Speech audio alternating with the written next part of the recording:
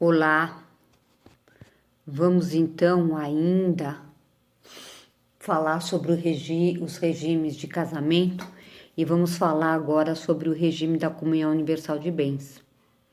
Acho que são 1h da manhã, 1h30, talvez 2h, não sei. E eu estou com insônia.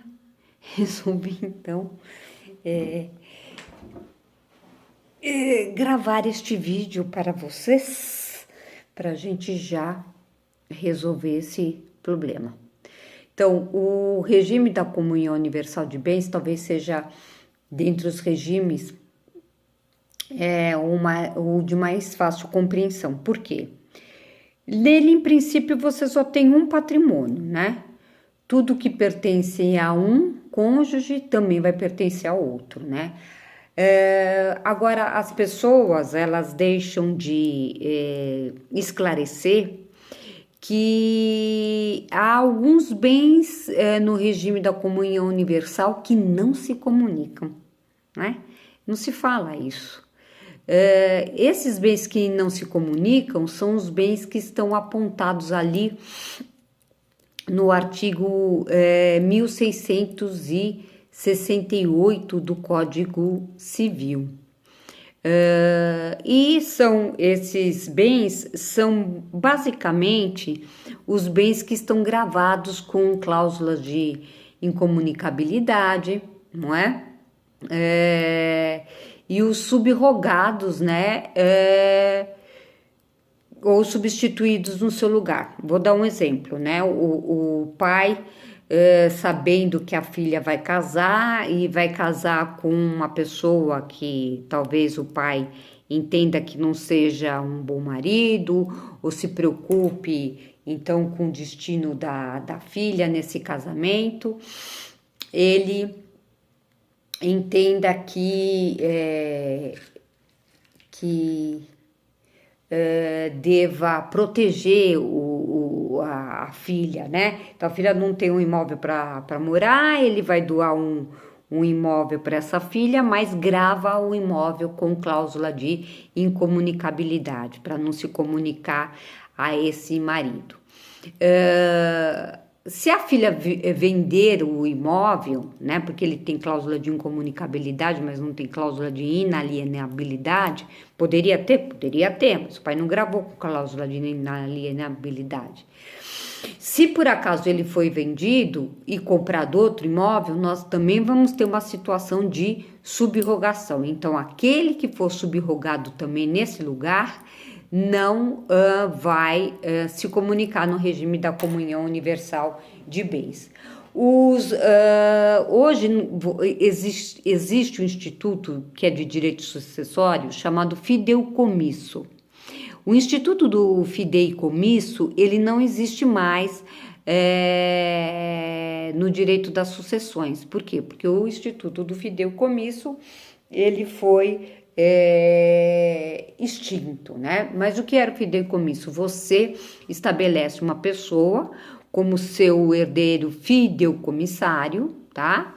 E essa pessoa, ela vai poder se utilizar de um bem que foi legado a ela durante algum tempo, só que depois, com o falecimento dessa pessoa ou até o cumprimento de uma cláusula, por exemplo, suspensiva,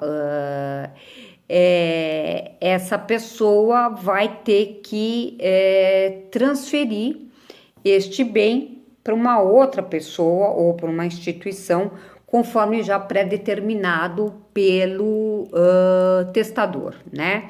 Então, os bens que são gravados de fideicomisso, né? E o direito desse fideicomissário, esse bem também não é objeto de partilhamento na comunhão universal de bens, né? Também uma outra questão que deve ser levada aí ao entendimento de vocês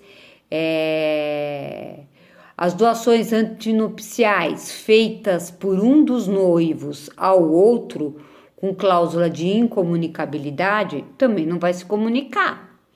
Os bens de uso pessoal, os livros, os instrumentos de profissão também não se comunicam. Os rendimentos do trabalho pessoal de cada um também não se comunicam. As pensões e outras rendas semelhantes também não se comunicam.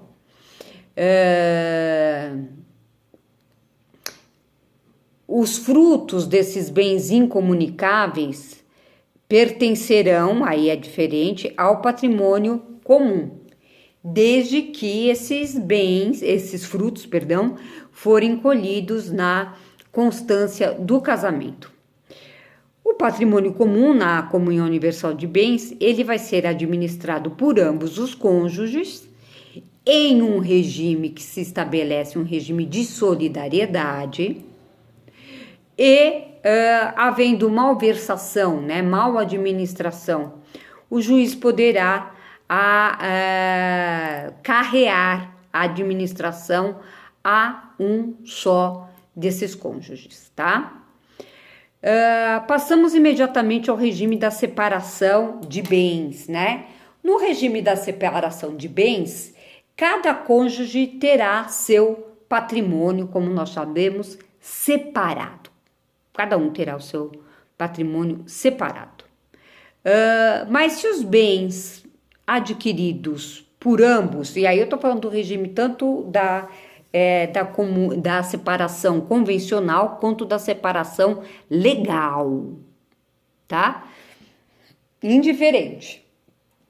No regime da separação de bens, portanto, cada cônjuge terá seu patrimônio separado. Mas se os bens adquiridos por ambos, com seu esforço comum, como é que fica? Sobre estes bens, ou seja, os bens adquiridos por ambos com seu esforço comum, deve decidir o pacto antinupcial, né?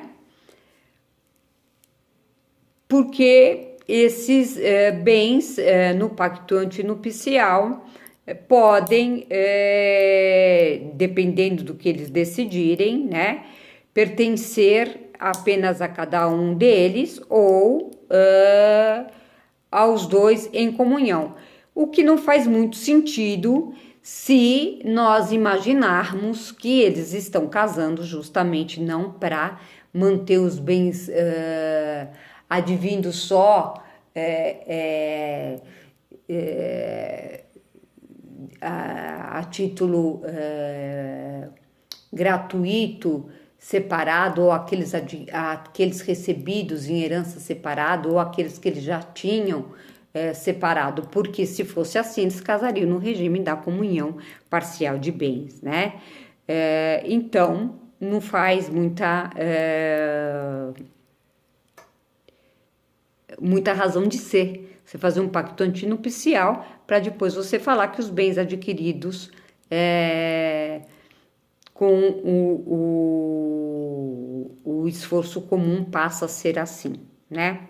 Mas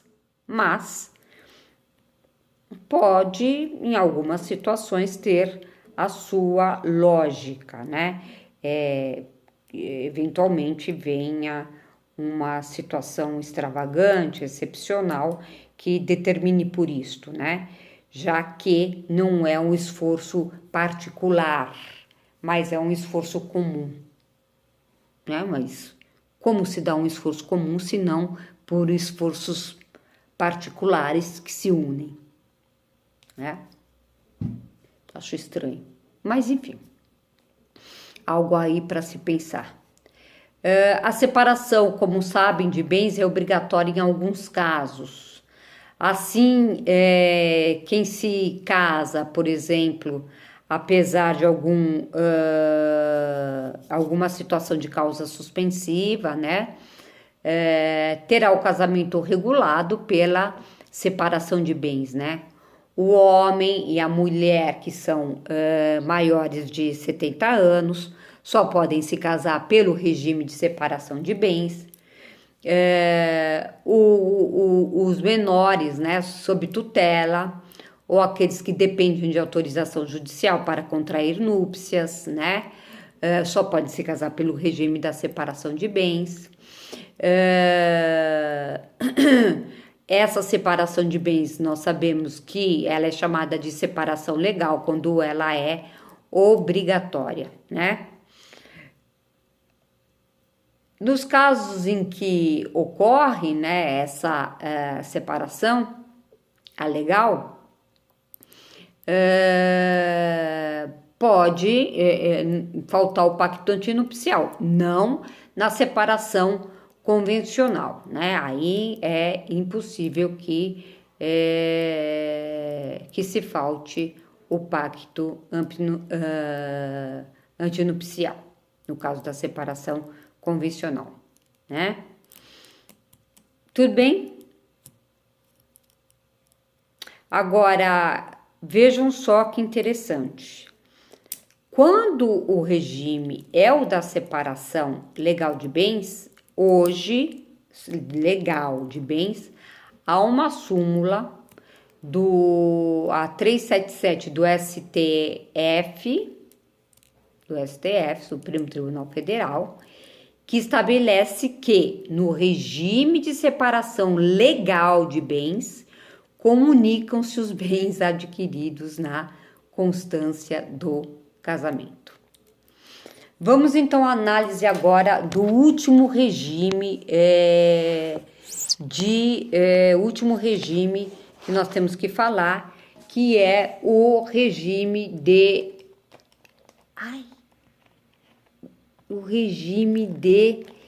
participação final nos aquestos.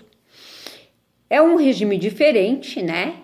É um regime pelo qual cada cônjuge possui patrimônio próprio, cabendo-lhe à época da dissolução da sociedade conjugal metade do patrimônio adquirido a título oneroso, na constância do casamento. Então, eu acho que a gente pode afirmar que o aquesto nada mais é do que todo bem adquirido a título oneroso na constância do casamento.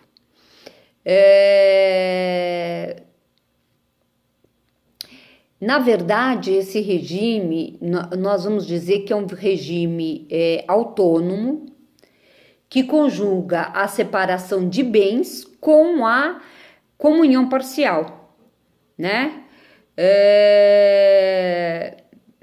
Porque ele se aproxima de um e de outro regime,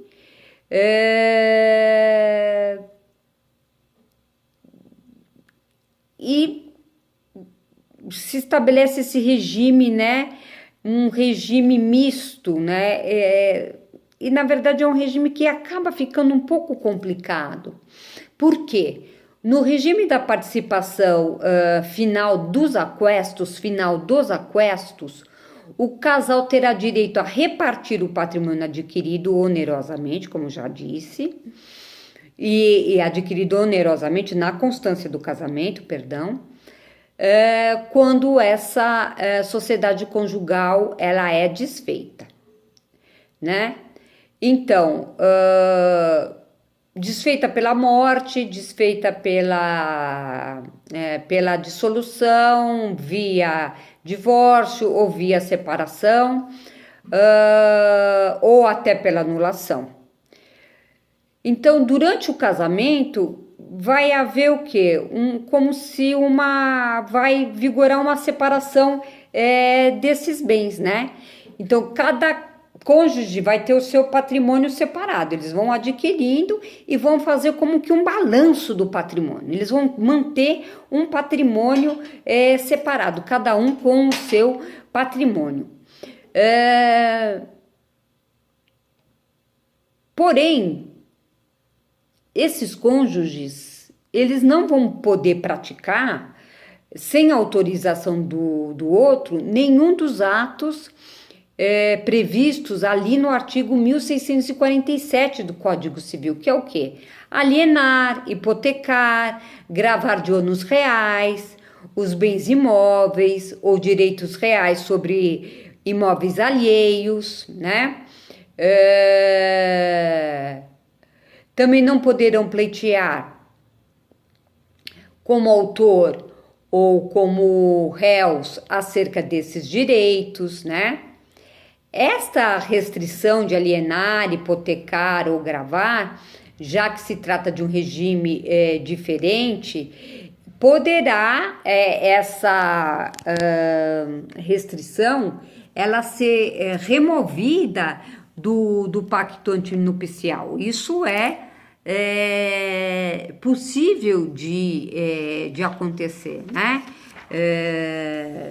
Outra questão também que não se pode levar a cabo sozinho é prestar fiança ou aval, fazer doação, sendo remuneratório de pequeno ou de pequeno valor, com os bens ou rendimentos comuns, né? Agora, ocorrendo qualquer das causas de dissolução da sociedade conjugal, como nós já conversamos, o patrimônio adquirido a título oneroso, né, durante o casamento será dividido, né? Então, o patrimônio individual é composto pelos bens que cada um possuía, antes do casamento, bem como aqueles que foram adquiridos na constância do casamento por cada um deles de forma separadas, né? Os bens móveis presumem-se adquiridos na constância do casamento, né? Essa presunção é uma presunção iuris tanto, portanto, ela é uma presunção que pode ser elidida por prova em contrário, né? E a administração do patrimônio, diferentemente do que acontecia nos outros regimes, como nós conversamos, será de cada um separadamente. Não vai integrar o montante partível desses aquestos, né, ou partilhável destes aquestos, os bens anteriores ao casamento, os subrogados no seu lugar, sempre assim, tá? Isso é uma regra de cunho geral. Os bens adquiridos a títulos de doação ou herança, as dívidas, né, relativas aos bens, né, que eles já possuíam, né?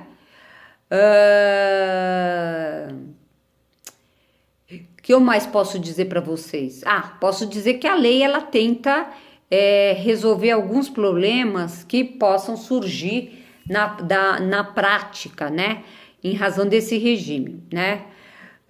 Assim, os bens doados por um dos cônjuges sem autorização do outro, que é proibido, como eu acabei de dizer, aquele que foi lesado pode reivindicar esse bem doado, né? Ou fazer que este bem seja declarado no monte partilhável, né? Seu valor à época da partilha. Então veja que ele pode ir ao monte do outro e compensar com este bem que foi retirado, com parte desse bem que foi retirado. Então há uma prestação de contas, né? Então, se algum aquesto, portanto, foi alienado em detrimento desta ameação, seu valor será incorporado ao monte. E aí ele vai responder por essa retirada o cônjuge alienante, né? Claro, no caso, se ele não conseguir trazer novamente o bem para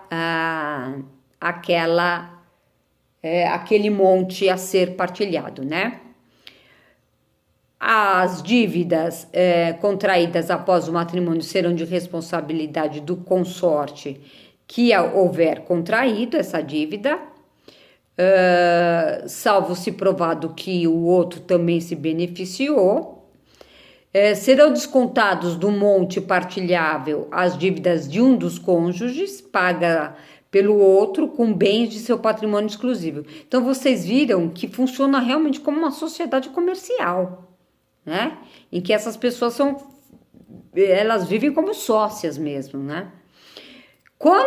E aí agora o mais importante, quando a sociedade conjugal for dissolvida por separação judicial ou por divórcio, o montante desses aquestos ele será calculado com base na data em que tiver cessado esta convivência.